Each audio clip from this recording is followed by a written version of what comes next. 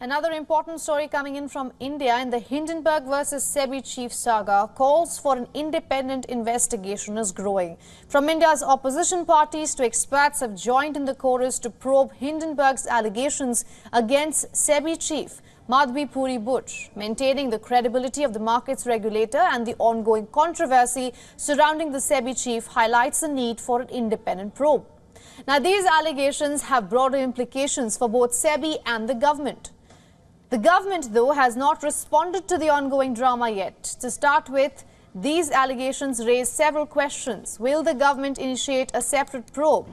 Should the SEBI chief hold the position under such a scenario? If proven true, the claims could undermine confidence in SEBI's impartiality and regulatory effectiveness. Investor confidence also comes into question.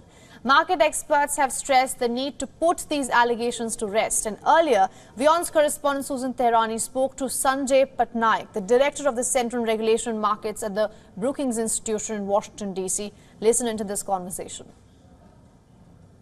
What steps would SEBI need to take to restore investor confidence in the wake of these allegations against its head?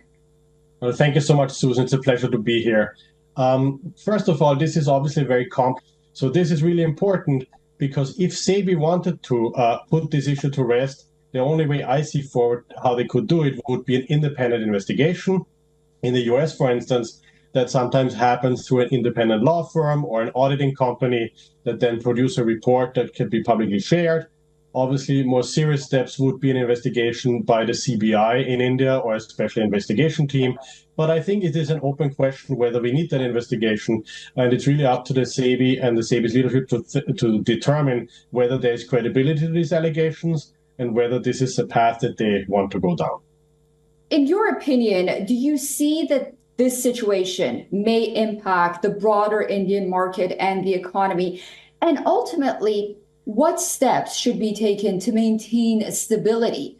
You talked about that independent investigation. You can elaborate a little more on that perhaps for us. And also, if you have any other thoughts on how do we reach a stabilizing situation for those investors that are concerned?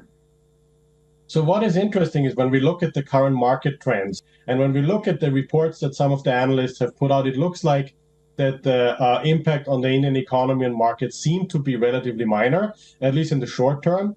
Obviously, it's very hard to predict how this will play out in the medium and long term, but at least the signs point in that direction. For all the latest news, download the WION app and subscribe to our YouTube channel.